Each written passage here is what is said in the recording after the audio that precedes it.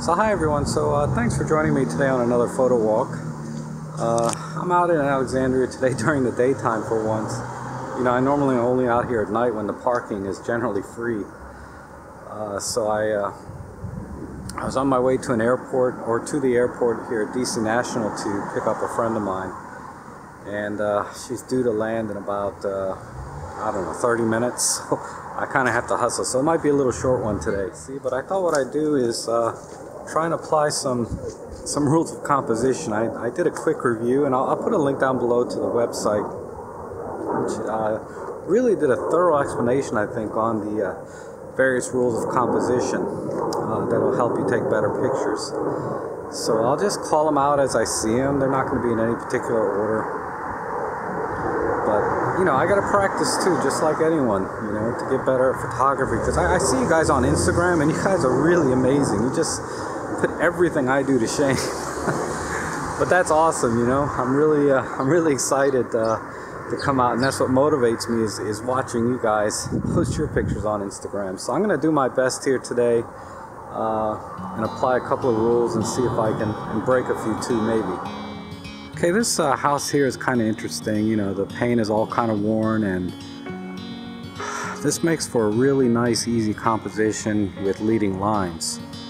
And also, since we have a nice little pattern or texture in the wood and the paint, we'll be combining those two things together best I can. So let's see what kind of composition I can get out of this. What I like to do is, if I'm doing leading lines, I like to make sure that the corners are going to each corner in the frame.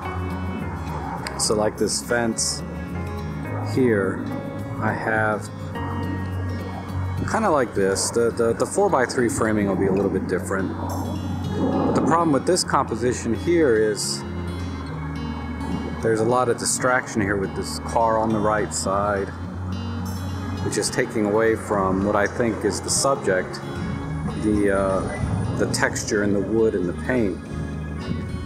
So I think that'll be the subject, is the actual texture in the wood and paint, and we'll use leading lines to kind of accentuate that.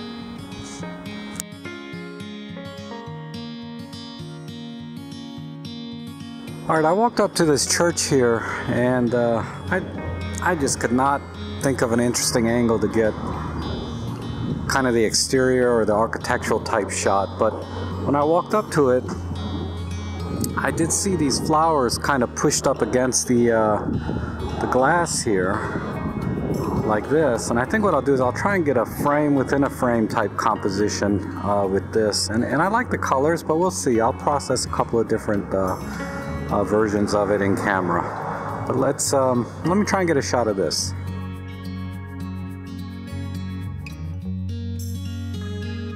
Okay, so I had to come out to the airport and kind of cut it short on my little photo walk.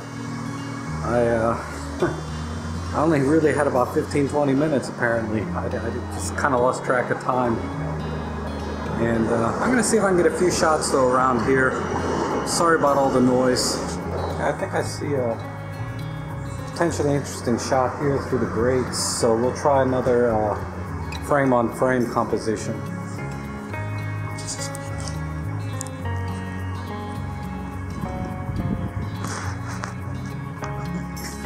So what I'm going to do is I'm going to lock focus up here first, and then hold the focus as I come down in here.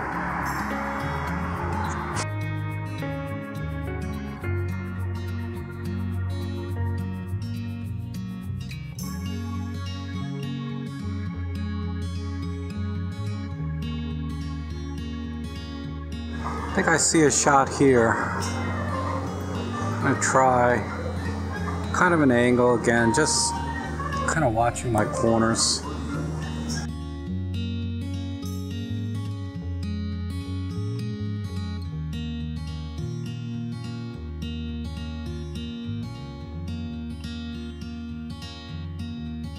Alright everyone, so I'm going to have to call it here. You know, after I picked up my friend from the airport, you know, there was a winter weather advisory or warning, and They let everybody out of work early from the government, so now traffic is just gridlocks. And it's just too hard to get back into town to do more photography. And it sucks because I felt like I was on a roll today. I was really feeling it, you know, like, man, I'm gonna take some awesome pictures, but as fate would have it, it's not gonna pan out. One of the things I wanted to talk about though was the E-M1X. You know, this camera, when I saw the images leaked a couple of weeks ago, I was like, wow, that's a big camera. That X, you know, that must stand for extra large, right? It's missing a few features that I think make the camera more enjoyable to use, you know, and that's really part of the buying experience or photography experience is using the camera. And that's really what drew me to Olympus to begin with, was how the camera felt in my hands, and when I was using it, how I felt when I was using the camera.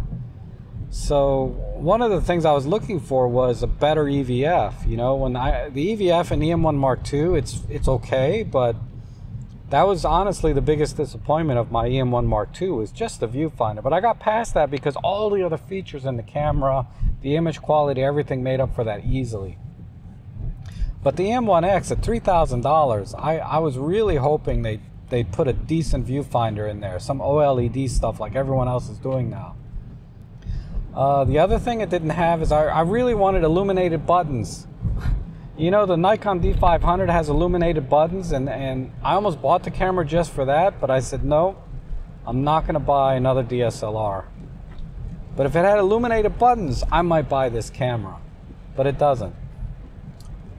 The other thing it didn't have was the little top plate LCD. There's room for it. They could have put one there, but it doesn't have one.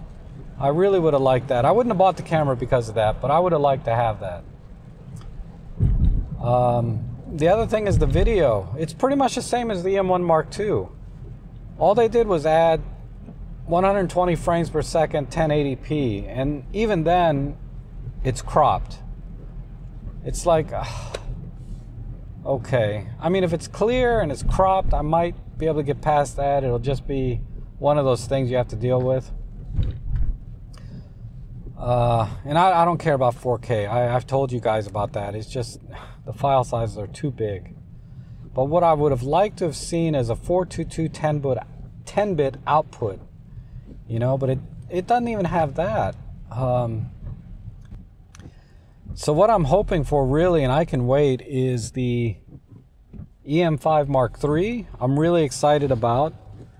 But you know they're going to jack the price up on this, and that's partially why they released the M1X, I think, is so that they can raise the price of the EM5 Mark III to say $1,500, $2,000, and they're going to raise the price of the EM1 Mark III to say $2,200, $2,300 when it comes out, easily, assuming it has all of the features I'm looking for. It would be awesome, you know, if the EM5 Mark III had the same battery as the M1 Mark II. Maybe they could put a top plate on there, because the larger battery is going to require a little bit larger body. And then all of the video and autofocusing of the M1X, for the most part. I don't care about that smart deep learning thing. You know, if they just put a good phase detect, contrast detect hybrid system in there, that would be enough for me. Okay, everyone, so I just made it home, and I'm going to wrap it up here.